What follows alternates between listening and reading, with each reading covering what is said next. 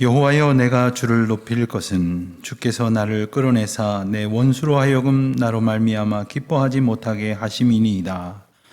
여호와 내 하나님이여, 내가 주께 부르짖음에 나를 고치셨나이다. 여호와여, 주께서 내 영혼을 스올에서 끌어내어 나를 살리사 무덤으로 내려가지 아니하게 하셨나이다. 주의 성도들아, 여호와를 찬송하며 그의 거룩함을 기억하며 감사하라. 그의 노염은 잠깐이요 그의 은총은 평생이로다. 저녁에는 울음이 깃들일지라도 아침에는 기쁨이 오리로다. 내가 형통할 때에 말하기를 영원히 흔들리지 아니하리라 하였도다. 여호와여, 주의 은혜로 나를 산같이 굳게 세우셨더니 주의 얼굴을 가리심에 내가 근심하였나이다. 여호와여, 내가 주께 부르짖고 여호와께 간구하기를 내가 무덤에 내려갈 때에 나의 피가 무슨 유익이 있으리요? 진토가 어떻게 주를 찬송하며 주의 진리를 선포하리이까? 여호와여, 들으시고 내게 은혜를 베푸소서. 여호와여, 나를 돕는 자가 되소서 하였나이다. 주께서 나의 슬픔이 변하여 내게 춤이 되게 하시며 나의 베옷을 벗기고 기쁨으로 띄우셨나이다. 이는 잠잠하지 아니하고 내 영광으로 주를 찬송하게 하심이니 여호와 나의 하나님이여, 내가 주께 영원히 감사하리이다. 아멘. 오늘은 맥주 감사 주일입니다. 보리의 추수를 기뻐하며 감사하는 절기인데, 이 맥주절은 한국 교회에 있어서는 특별한 의미를 가진다 하겠습니다. 한국 교회 초기에 말씀의 가르침대로 맥주절을 지키는 것은 단순히 여느 절기와는 달랐습니다. 왜냐하면 이 농경 사회를 기반으로 가지고 있었던 우리에게는 보릿고개라는 것이 있었기 때문입니다. 이 전해에 이제 쌀들이 다 떨어질 무렵에 아직 보리를 거둘 때가 되지 아니하여서 춘궁기를 맞게 되어 배고픈 시절을 보내는 바로 그것을 보릿고개라고 불렀습니다. 그 보릿고개를 힘겹게 넘고 그렇게 어려운 시절을 지나다가 마침내 보리를 추수하게 되었으니 이 얼마나 감사한 일이 아니겠습니까? 그래서 우리 한국교회에 있어서 맥주절은 더욱 특별한 감사의 절기였던 것입니다. 하나님께서는 이스라엘 백성들을 애굽 땅에서 포로되었던 430년 생활을 마치게 하시고 모세를 선두로 해서 이끌어내셨습니다. 그리고는 이제 가나안 땅으로 향해 가게 하시다가 시내산 앞에 이르렀을 때 모세를 불러 올리셔서 그에게 돌판에 십계명을 세워주시고 그를 통하여 이스라엘 백성들에게 이제 살아갈 대단히 중요한 계명들을 일러주셨습니다. 그 가운데 하나가 바로 이 절기에 관한 가르침이고 거기에 바로 오늘 우리가 지키고 있는 이 맥주절이 들어있는 겁니다. 출애굽기 23장 16절 말씀을 보면 맥주절을 지키라. 이는 내가 수고하여 밭에 뿌린 것에 첫 열매를 거둠이니라. 이렇게 말씀을 하시면서 정착하지 못해서 땅의 소산을 얻을 수 없었던 중에 있었던 이스라엘 백성들에게 또 앞으로도 40여 년 가까이 그런 세월을 살아가야만 하는 그들에게 땅의 소산을 통하여 하나님께 감사하고 하나님께 영광을 돌리는 특별한 훈련을 시키시기 위해서 이 절기를 깨닫게 하여 주신 것입니다. 시기적으로 보면 우리는 상반기를 지내고 하반기 첫 주일을 맞으면서 이 맥주 감사주일을 지냅니다. 돌이켜보니 올해가 시작될 무렵에 이제는 끝나려나 하는 막연한 두려움 속에서 코로나가 벌써 3년째구나 하는 그러한 탄식 속에서 이 한 해를 시작을 했지만 벌써 반년이 지나가고 어느덧 모든 것이 제 자리를 잡아가는 것 같은, 그래서 모든 것을 온전케 해주시는 하나님의 은혜를 깨닫게 되었으니 우리를 도우시고 우리를 인도하시는 주님의 은혜 앞에 어찌 감사하지 않을 수 있겠습니까? 오늘 우리가 읽은 이 본문 말씀도 바로 다윗의 그러한 감사의 노래입니다. 다른 말로 한다면 다윗이 처한 모든 어려움 가운데에서 얻은 구원에 대한 찬송이다 이렇게 말할 수도 있겠습니다. 어디 다윗뿐이었겠습니까? 우리가 우리의 삶을 돌아보면 때로는 참 슬프고 또 힘들고 괴로웠던 시절이 누구에게나 있을 것입니다.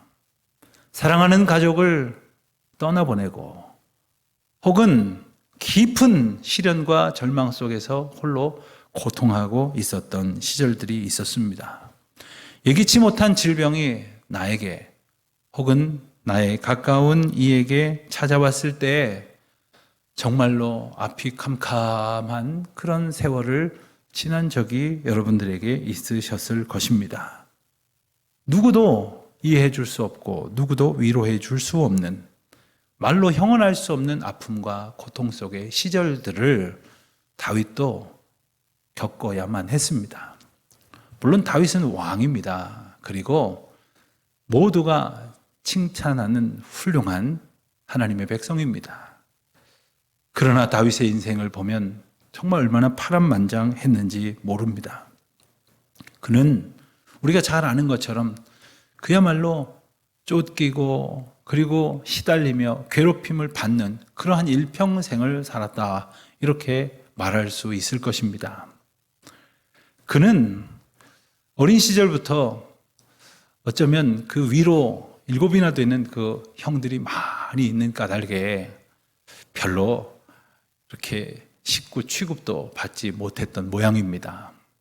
그가 양을 치는 목동 노릇을 하였는데 사실 그것은 보통의 가정에서는 아들들에게 시키는 것이 아니라 종들에게나 시키는 일이었기 때문에 그렇습니다.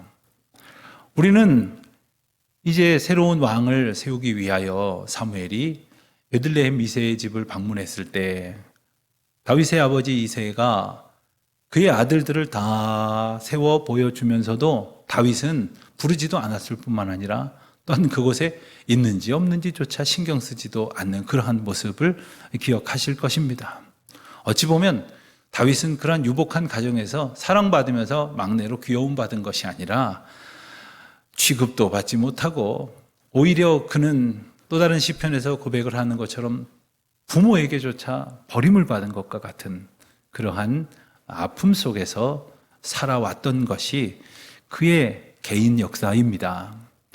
뿐만이 아니죠. 그가 하나님의 특별하신 은혜 가운데에서 왕이 되었지만 왕이 되었다고 그가 모든 것을 다 다스릴 수 있었던 형편이 아니라 오히려 쫓기는 신세가 되었고 그리고 수많은 전쟁을 치렀지만 그리하여 왕의 자리에 올랐지만 끊임없이 펼쳐지는 반역으로 인하여 그는 두려움과 고통 가운데 살아갈 수밖에 없었던 것입니다.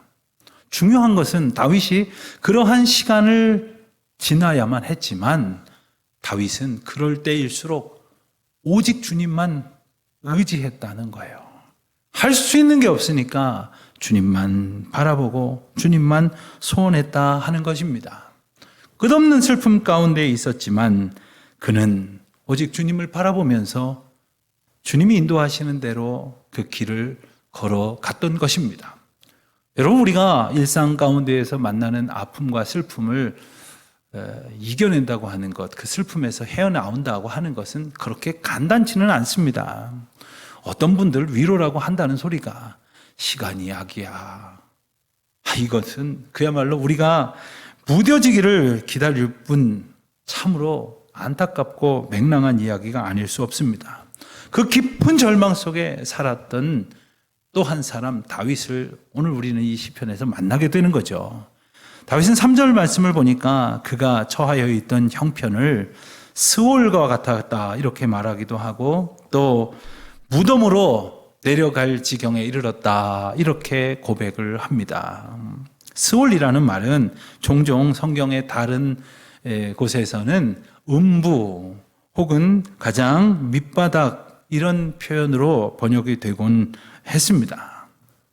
성경의 여러 가지 성경의 버전들을 이 표현을 이렇게 빌면 참으로 여러 가지 번역들로 표현되고 있습니다만은 저는 이것을 가장 적절하게 표현한 말이 우리가 쓰는 말로 바꾸어 본다면 죽을 지경에 이르렀다 이런 표현 정도가 적당하지 않을까 생각이 듭니다. 아직은 안 죽었어요. 그런데 죽게 생겼어요. 죽을 것만 같아요. 이대로 죽고 끝날 것 같은 그러한 깊은 절망 가운데에 다윗이 처하여져 있었던 거예요. 다윗이 구체적으로 어떤 질병들을 앓고 괴로워했는지 자세하게 성경은 전하고 있지는 않지만 그 고통의 시간 가운데서 그는 끊임없는 마음의 아픔, 육체의 시련을 함께 겪었습니다. 그런 다윗을 하나님께서는 다윗의 고백처럼 끌어올려 주셨고 건져 주셔서 그 바닥에서 그리고 그 깊은 절망에서 죽을 지경 가운데에서 온전히 살려 주셨다는 것 아닙니까? 다윗의 인생 가운데에서 우리가 분명히 그의 고백을 통해서 깨닫는 것은 결코 하나님은 바닥까지 내려갈 형편이 되었다 할지라도 그것이 어떠한 이유에서 그런 상황이 되었다 할지라도 결코 버려두지 아니하시는 하나님이심을 오늘 우리가 다시금 우리의 고백 가운데에 찬송할 수 있게 되기를 주의 이름으로 축원드립니다. 다윗은 그 감격으로 멈추지 아니하고 4절 말씀을 보니까 주의 성도들아 여호와를 찬송하며 그의 거룩함을 기억하며 감사하라 이렇게 자신에게 허락하신 은혜를 모든 사람들과 함께 하기를 권면하고 있습니다. 여러분 우리가 이 감사하는 신앙생활을 하기 위해서 기억해야 될 대단히 중요한 두 가지 조건이 있습니다. 첫 번째는 바로 내 앞에 펼쳐진 일이 감사할 일인지 아닌지를 판단해야 하는 겁니다. 그러려면 생각을 좀 해야 돼요. 자, 앞에 벌어진 일이 극심한 고통 혹은 생각지도 못했던 아픔과 외로움이라 할지라도 잠시 할 수 있다면 주님을 깊이 묵상해야 합니다.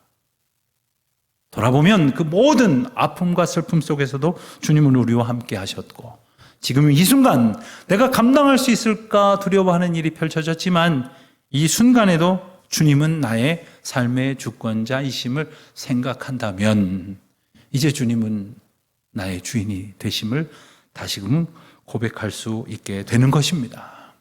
도저히 어떤 방법으로도 얻을 수 없는 그런 은총을 우리 주님께로부터 지금 내가 얻고 있음을 잘 깨닫게 되는 것이죠.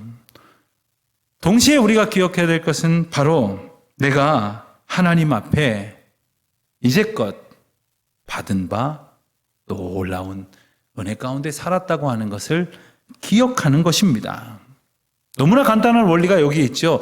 주님의 은혜를 기억하지 못하면 주님께 감사하지 않습니다. 한 주간을 세상 속에서 사시다가 주일 아침에 교회에 나오시면 제일 먼저 우리가 조용히 기도하는 시간을 가질 것입니다. 여러분 그 시간에 머리를 숙이시면서 어떤 생각이 먼저 떠오르셨습니까? 지난 한 주간에 하나님의 은혜가 정말 주마등 같이 스쳐 지나가면서 이런 어려움도 있었고 이런 아픔도 있었고 이런 외로운 시간도 있었는데 지나오게 하셨고 건져주셨고 이기게 하셨고 그 아픔을 회복시켜 주신 주님의 은혜가 생각이 나면 그것이 기억이 나면 감사합니다. 감사의 하나님을 찬송할 수 있게 되는 것 아닙니까? 자, 그렇다면 우리 정말 곰곰이 생각해 보십시다. 나의 삶을 비추어 알 수 없다면 다윗의 인생을 다시 한번 생각해 보십시다. 그가 그 말로 다 할 수 없는 시련 속에서 자신을 해하려고 하는 대적들, 심지어 자기 부하였던 자가 자기의 자녀들이 자기를 모반하고 자기를 죽이려고 달려드는 그 극심한 마음의 고통과 육체적인 시련 앞에서 그는 그저 주님만 바라볼 수밖에 없었던 거예요. 그가 한 일이라고는 주님만 의지했던 것 아닙니까? 무엇을 더 할 수 있었습니까? 어쩌면 우리가 아무것도 할 수 없을 때가 더욱 주님을 의지할 수 있게 될런지도 모르겠습니다. 뭔가 조금 남아있다면 이걸로 어떻게 해보려고 내가 뭘 좀 해볼 수 있다고 생각하면 내가 할 수 있다고 그렇게 자기를 스스로 아직도 포기하지 못하는 적이 많지만 정말 아무것도 할 수 없을 때 내 곁에 아무도 남아있지 않을 때 그 지독한 고통과 외로움과 상실 속에 있던 나를 주님은 찾아와 만나 주셨고 위로해 주셨기에 그저 주저앉아서 탄식할 수밖에 없는 나에게 힘과 용기를 주신 것 아닙니까? 그렇게 여기까지 바로 이 순간 이 자리까지 인도하여 주신 하나님의 은혜를 기억하는 것, 그것이 감사의 삶을 살아가는 비결일 것입니다. 그런데 문제는 우리가 너무 많은 것을 잊고 살아요. 아니, 다 잊어버렸다고 해도 과언이 아닐 것입니다. 무엇을 잊었는지조차도 생각하지 못하게 됩니다. 그러다 보니 각박한 심령으로 독한 말을 뿜으면서 남들뿐 아니라 스스로를 해치고 살아갈 때가 너무나 많다는 거죠. 다윗은 그의 일생을 통하여 숱한 고난과 이 시련의 시절들을 회상하면서 5절 말씀을 보니까 그의 노염은 잠깐이요 그의 은총은 평생이로다 이렇게 표현을 하고 있어요. 하나님의 인도하심이 노여움처럼 느껴진다 할지라도 잠깐이라 이거죠. 그러나 그의 은총, 그의 인도하심은 평생토록 우리에게 이어진다 하는 것을 고백하고 있는 것입니다. 여러분, 사람이 이 영혼의 문제, 이 영적인 문제에 관심을 두지 않으면 그저 육신의 문제에 집착을 하고 갇혀 있을 수밖에 없는 겁니다. 예컨대 감사를 우리가 고백한다 하더라도 그 조건을 육신적인 것에서 기준을 삼아버리면 우리가 온전한 믿음의 거룩한 은혜의 길로 걸어갈 수가 없게 되는 겁니다. 자, 어떤 사람이 사업을 하다가 잘 됐습니다. 아픈 몸이었다가 건강해졌습니다. 그렇게 되면 누구라도 다 기뻐하고 그것이 고마워서 다른 사람들과 함께 즐거워하고 다른 사람들에게 나누고 그리고 모든 사람들에게 그 기쁨을 함께 합니다. 이건 믿지 아니하는 사람도 합니다. 이방인들도 한단 말입니다. 자, 그렇다면 주의 백성은 무엇이 달라야 하겠습니까? 바로 그 감사와 감사의 삶을 이끄는 기준이 달라져야 할 것이겠죠. 육신이 아니라 영혼이 기준이 되어야 하는 것. 예컨대 우리가 건강하기를 바랍니다. 다 건강하게 살기를 원합니다만은 육신이 건강하다 할지라도 영혼이 병들어버리면 아무 소용없는 것 아닙니까? 그러나 우리의 영혼이 하나님의 은총으로 날마다 풍성한 은혜를 누리게 된다면 혹 우리가 좀 몸이 쇠하여져도 심지어 죽음 앞에 이를지라도 찬송하게 될 줄로 믿습니다. 예수 믿는 사람이 누굽니까? 임종 예배를 드리는 사람들입니다. 죽음 앞에서도 하나님 앞에 영광을 돌리는 사람들입니다. 이 믿음은 오직 주님께서 우리에게 주시는 은혜의 선물이 아닙니까? 그 믿음, 그 찬송으로 우리의 남은 삶을 살아갈 수 있게 되시기를 주님의 이름으로 축원드립니다. 그렇다고 해서 다윗이 그렇게 어려운 시절만 있었던 것은 아닙니다. 한마디로 아주 다윗이 잘 나가던 세월들이 있었습니다. 남부러울 것 없이 그야말로 스스로가 제일 높은 지경에 있는 그러한 사람이라고 생각하던 시절도 있었습니다. 자, 그럴 때 다윗은 스스로를 어떻게 했다고 회상하고 있을까요? 6절 말씀을 보겠습니다. 내가 형통할 때에, 그는 그런 시절을 바로 내가 형통할 때에 이렇게 회상을 합니다. 뭐라고 말했다고요? 영원히 흔들리지 아니하리라 이렇게 말했다는 거예요. 다윗이 형통하였다고 생각을 하니까 나 흔들리지 않아. 나 결코 이 정상에서 내려가지 않아. 나야말로 가장 위대한 왕이야. 이런 생각을 했었다는 거죠. 그렇게 교만했었다고 하는 것을 자복하고 있습니다. 성경을 연구하는 학자들은 오늘 시편에서 다윗이 언급했던 이 때가 어떤 때였을까? 여러 인생의 지점을 꼽을 수가 있겠지만 그가 말년에 인구조사를 하는 잘못을 저질렀을 때가 아니겠느냐 이렇게 주석을 하는 학자들이 있습니다. 우리가 잘 아는 대로 다윗은 그 숱한 어려움을 겪고 나서 이제 왕위에 오르고 났을 때 그는 많은 전쟁을 치르게 되었습니다. 그러나 그는 한 번도 진 적이 없어요. 연전연승 전쟁을 거듭할수록 그의 나라는 부강해졌고, 그리고 그의 나라의 백성들은 많아졌고, 그리고 아무도 그의 나라를 넘보지 못했습니다. 그러던 어느 날 다윗이 생각을 합니다. 우리나라가 이렇게 부강한 나라가 되었는데 이 힘이 얼마나 많고 강한지 한번 헤아려보자 하고는 하나님께서 허락하지도 아니하셨는데 인구조사를 하게 됩니다. 성경에 보면 하나님께서 인구조사를 명하시고 하게 하셨던 때가 있었습니다마는 이때에는 하나님께서 다윗을 책망하시고 다윗과 그의 백성들에게 크게 징계하십니다. 그래서 마침내 무려 7만 명의 애꿎은 백성들이 목숨을 잃는 그러한 벌을 하나님께로부터 받지 않습니까? 다윗은 이스라엘 나라의 힘이 바로 자기가 보유하고 있는 인구, 군사의 수일 거라고 착각하고 교만에 빠졌던 것입니다. 이 일로 인하여 하나님의 징계에 다윗은 겸손히 엎드렸고 오직 여호와만이 나의 힘이 되심을 확실히 깨닫는 은혜를 경험하게 되었던 것입니다. 사랑하는 성도 여러분, 우리가 무슨 일 조금 잘 됐다고 생각하면, 그리고 내가 하던 대로 오히려 그보다 더 큰 성공을 거두었다고 생각하면 우리가 다윗보다 아마 더 교만했으면 교만했지 못하지는 않았을 것입니다.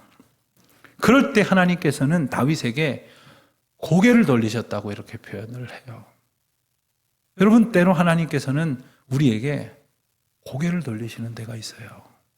우리 하나님을 의지하지 않을 때, 겸손히 주님을 바라지 않을 때, 주님의 은혜를 기억하고 찬송하는 삶을 살려고 하지 않을 때, 때로 주님은 침묵하십니다. 징계하십니다. 그리고 고개를 돌리셔서 우리를 고난 가운데 두심으로 우리를 온전케 하시는 은혜를 베푸신다는 것이죠. 사랑하는 성도 여러분, 다시금 감사의 계절을 우리가 맞이하면서 우리가 감사치 못할 형편 가운데 있더라도 주님을 바라볼 때 더 큰 은혜를 주시고, 또한 모든 것을 우리에게 부어주셨음에도 불구하고 감사하지 않고 스스로를 높이는 자들에게 오히려 고난으로 인도하시는 하나님을 더욱 분명히 깨닫는 우리 모두가 되시기를 바랍니다. 주님은 그런 분이세요. 때로는 그 얼굴을 외면하심으로, 때로는 우리를 고난 가운데에 들여가게 하심으로, 또 때로는 우리가 고통 가운데, 외로움 가운데에 신음하게 하심으로 주님을 묵상하게 하시고 그의 임재를 더욱 굳게 분명하게 느끼게 하신다는 것이죠. 주님은 우리가 원하는 대로만 당신을 계시하시는 분이 결코 아닙니다. 때로 극심한 어려움 가운데 처하게 됐을지라도 하나님이 다윗을 만나주셨던 것처럼 우리를 만나주실 줄 믿습니다. 때로는 신음하게 될지라도 그 작은 신음을 사람들은 귀 기울이지 않는다 할지라도 우리 주님은 들어 응답하여 주실 줄 믿습니다. 그래서 마침내 11절의 말씀처럼 다윗이 노래하기를 나의 슬픔이 변하여 내게 춤이 되게 하시며 나의 베옷을 벗기고 기쁨으로 띄우셨나이다. 이와 같은 찬송이 저와 여러분의 삶에, 그리고 우리 모든 가정과 교회 위에 가득하기를 주의 이름으로 축원드립니다. 사랑하는 성도 여러분, 주님의 은혜를 날마다 헤아리시기를, 그리고 그 은혜에 합당한 찬송을 드리고 감사의 은혜를 고백하고 또 이것이 나의 기쁨이 되고 감격이라고 하는 사실을 이웃과 증거하며 살아가는 우리 모두가 되시기를 바랍니다. 그리하여 다윗이 12절 말미에 고백하였던 것처럼 여호와 나의 하나님이여 내가 주께 영원히 감사하리이다. 이와 같은 다짐이, 고백이, 그리고 우리의 증거가 날마다 여러분 삶에 가득하시기를 주의 이름으로 축원드립니다.